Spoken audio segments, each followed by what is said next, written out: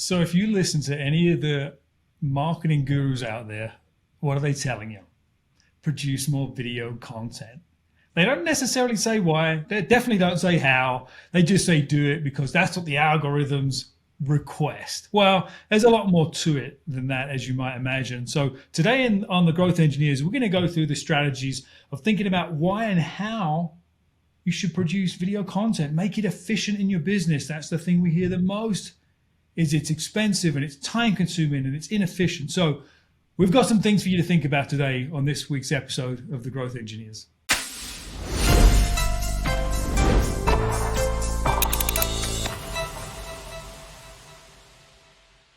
All right, Atiba, this topic I'm so excited about. This is the one where I lean into you as the expert around video content because there's so much for our audience to learn.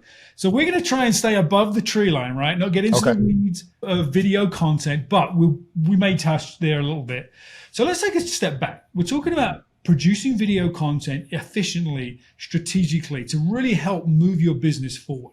Not just because the video or the marketing gurus say produce video, but because it's a real necessary component of your business. So let's start with the why, maybe. Let's just start like really high level. Why? Why is video so important these days? And then we'll get into some of the strategic sort of steps in the process. You know, the answer to that, honestly, Dean, is one word: connection. There is no other medium that you can use that helps you connect with another human being like video. It's the closest thing we have to being face to face and in person with someone. And that's why it's so powerful. Yeah, absolutely. And we are blessed, I guess, with this video content ability, right? We've got this technology now that 5-10 years ago didn't exist like it does today. So we had to get on a plane. We had to fly across the country just for a prospecting call, right? It doesn't need, it's not necessary anymore. So I love that. So connection, that's what it's all about. People to people, human to human. Yes. So how should this sort of video content fit into our overall strategy, our overall marketing strategy? We'll stay high level. Yeah, no, that's a great question, because so many times people just want to kind of throw it out there and say, go, right? Yeah. And the thing here is it can replace and or complement, right? And we talk all the time about the customer value journey. And that's the key. It's not just where does it fit, but how does it fit within the journey and when customers need that video from you. For example, in your customer value journey, there is a point in time when you have to send the contract. You wouldn't send a video contract, right? You wouldn't read your contract and say, please sign me. Not an appropriate time. Right. Not an appropriate time, right? And so it's understanding what your customer needs, when they need it, and is video the right medium for it? Now, you say, is it the right medium? Okay, we get the contract, but when else might it not be the right medium? Well, you know, let's say it's a white paper. Yeah, you may do a white paper and then do a video that's a synopsis of the white paper, and then say, hey, for more details, go read the full white paper. In that case, written is still really great. Yeah. And video complements it. It doesn't replace it. Right. That's great. Good examples. So there's lots of different scenarios, but how do you feel people view video marketing generally? What do you hear? Terrified. People are terrified.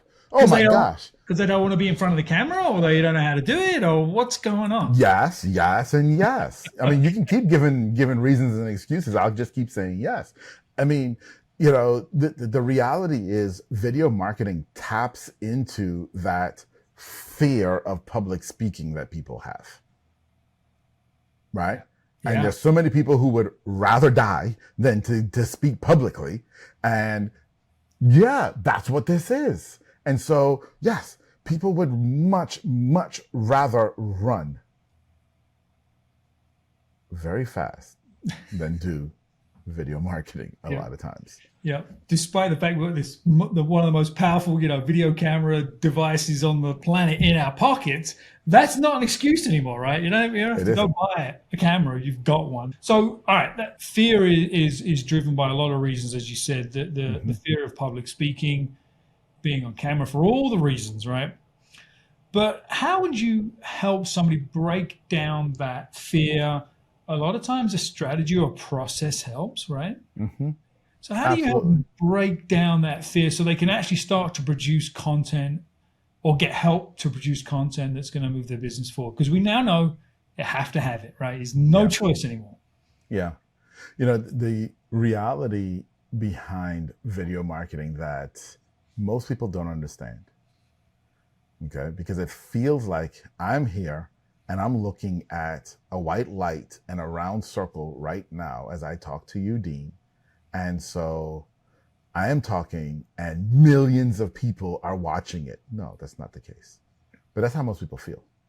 Most people feel like I'm here. You're just going to be bombarded. That's not the reality. That's not how it is.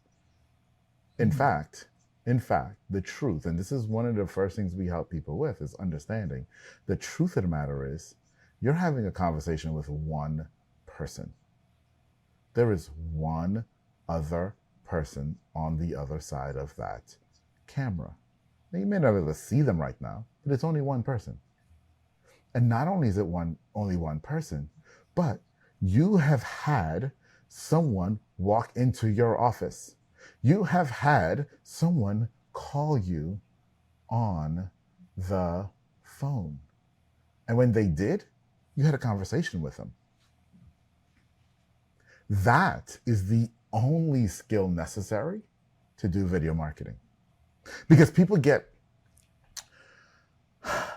in their feelings is a term that I will use, because we're used to doing what? Watching the news, watching movies, watching major productions that took millions and millions and millions of dollars to produce, and say, oh, I can't be that. But point of fact, your customer does not want you to be that. That's not what they're looking for. That's not why they're watching the video.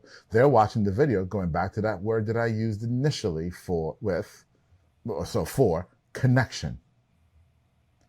They want to connect with you. And you're just talking to them one-on-one. One-on-one. To this day, I've been on camera since 2007. To this day, I still present to someone who's sitting in a chair that doesn't exist. It's okay. It's okay. Yep. It's okay. So, didn't totally answer your question, but that's the start. That's the start to getting over, because even if we give you the best systems and the best processes and so on and so forth, and the best strategy, if you won't get in front of the camera, it doesn't matter. And if you won't get in front of the camera because you're afraid that it's all of these, it isn't. It's just one person.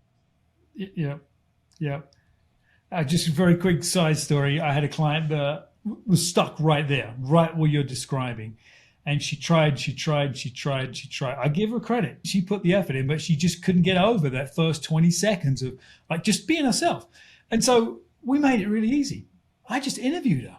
Yep. We're buddies, right? She's a client of mine. We know each other so well. We've known each other for years. We just hopped on Zoom and I just interviewed her. I just had a chat with her. And she was absolutely awesome. But then she got to feel what it was like to have a conversation with somebody that you already know, that cares about you, that wants to lean in. And then she was off and running. Yes. Yes. And that's also a strategy that we use to help people as well. Yeah. Is the interview, right? And because it's just a conversation. Just a conversation. It's just a conversation, y'all. You don't have to be Eddie Murphy if you're not Eddie Murphy. Be yourself. The only person who needs to be Eddie Murphy is Eddie. Yeah, totally. Be yourself. I have people who say, well, I don't speak well, I stutter. Well, guess what? You need to stutter on video too. Because if they show up and now you're stuttering and they want to become your client and you didn't stutter on video, they're going to wonder, who are you? Yeah. Let them love you because you stutter.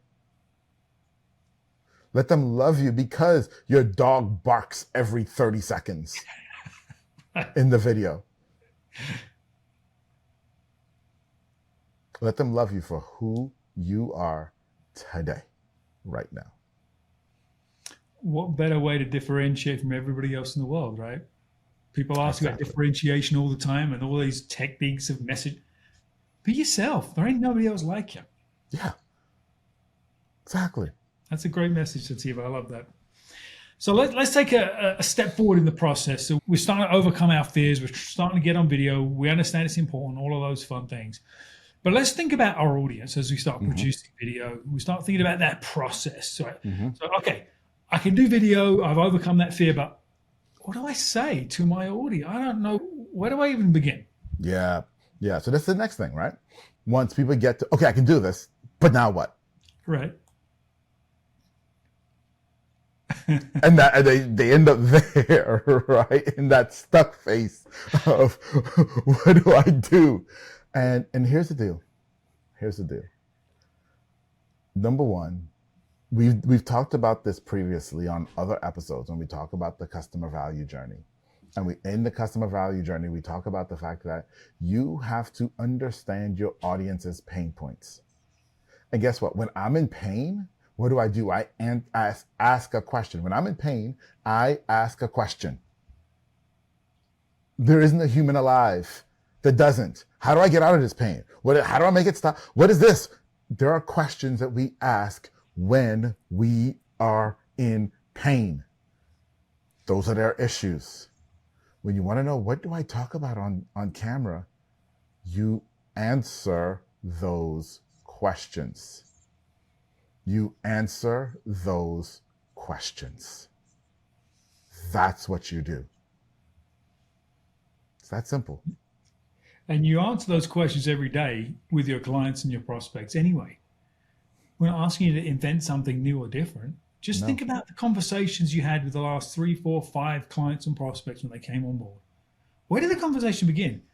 Just talk about that. Tell that story. Yeah. It can be very easy. Don't overcomplicate it. So they love to they ask questions, and we start with restating the question and sharing some wisdom. Yeah. That's it. It's the greatest content strategy out there. I'm dead serious. You know, one of the things that we often deal with here at our agency is clients who say, oh, you did a content strategy for me, but it seems so simple. I'm like, yeah, yeah. It didn't have to be this thing, because guess what? This is not what's going on in your audience's mind. No. Right? They're not asking about why this brace at a 46-degree angle is better than the other brace at a 45-degree angle with the injection of this acid at this point. They don't care. They don't. They just want to know, is this brace or this brace better? And they ask very simple questions. Don't overcomplicate it. No. And when they're ready for the how the sausage is made, they will ask, and then you can respond. But resist the urge. That's awesome. So we've talked about a little about audience and what they need. We've talked a little about sort of developing your content strategy. Mm-hmm. What about actually producing content? What does that process look like? What should it look like? Yeah. You know, this is the next big thing. Okay. So for us, what I've seen is if people either have that fear of, oh my gosh, I don't know how to start and what to say, or, okay, I did it. Now what? Right? Yeah. And here's one of the fun parts of the now what. Most people in their now whats go and say, I'm going to go watch it again. And in the process of watching it, you decide, oh, this was awful. And you hit delete.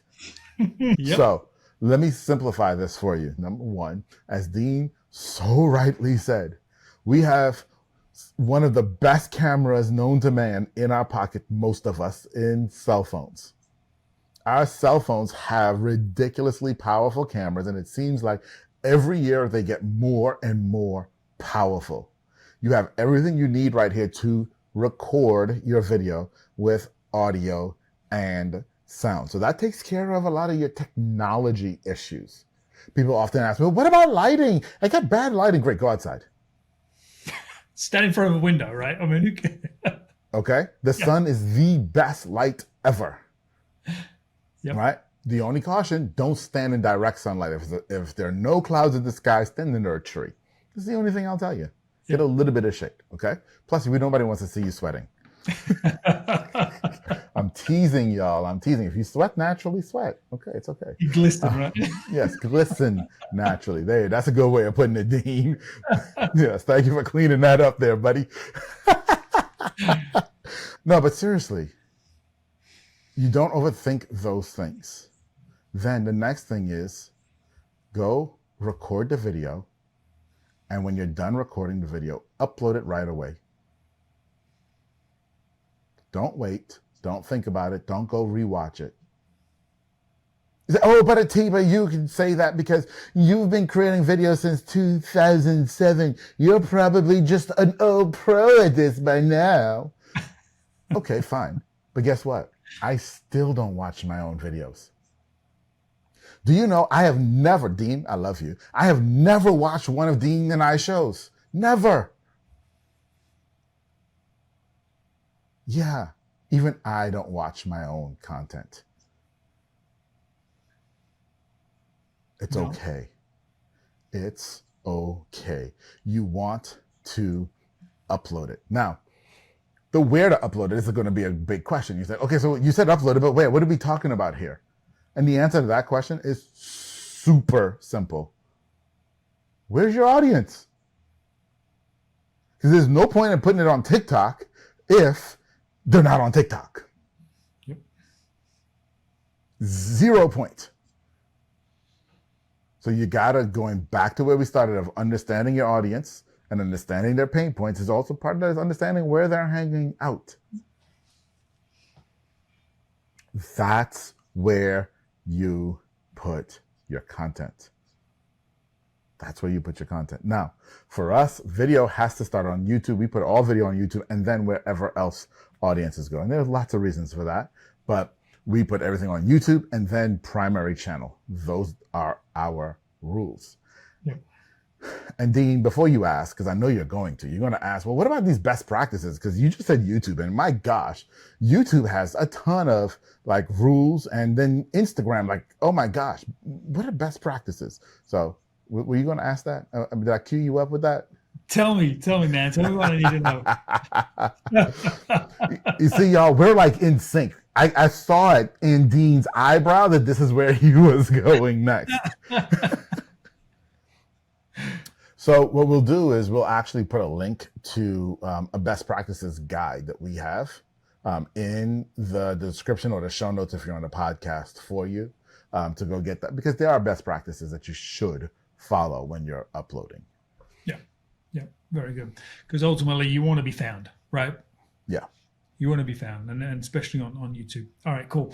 So wrapping this thing up, we've done all the things. We've followed Atiba's wisdom, and we've just posted that stuff. Yeah. And we start looking at the likes. We start looking at the comments, or maybe the lack thereof, right? Mm-hmm.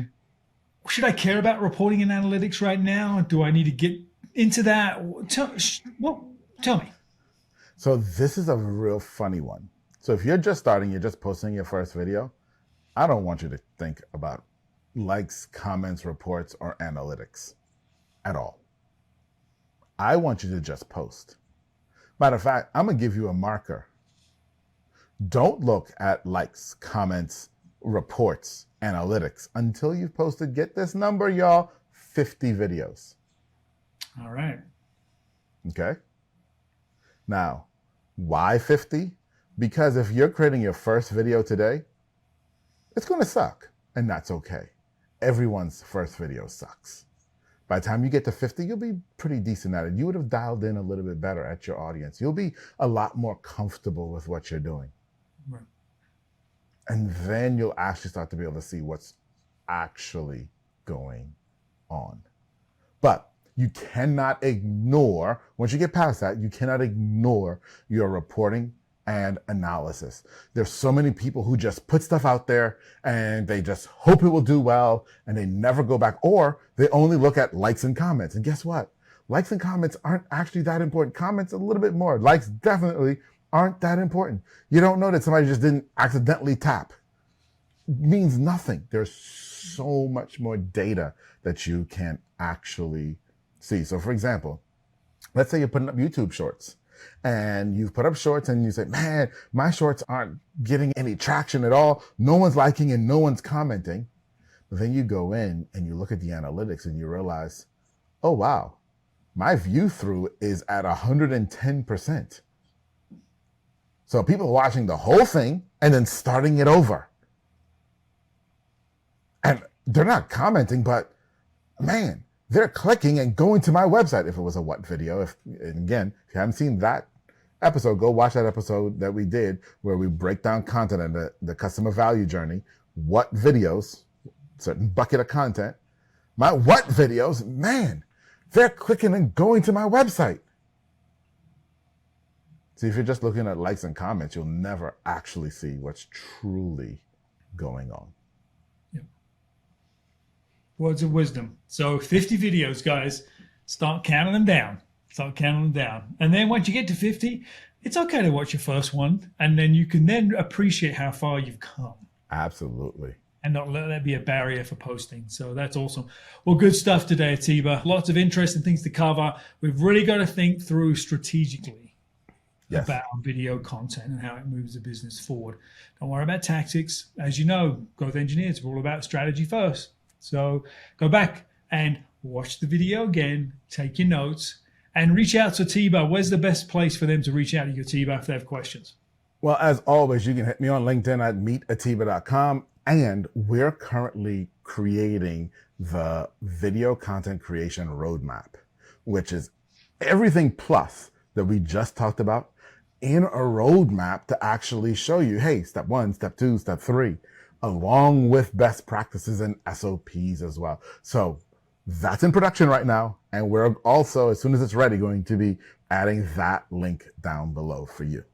Awesome. Well, stay tuned. I want that. Send it to me when it's ready. Don't worry. You got it, buddy. Excellent. Well, another great episode of The Growth Engineers. Good seeing everybody this week. And we'll catch you next week. Thank you all. Bye-bye.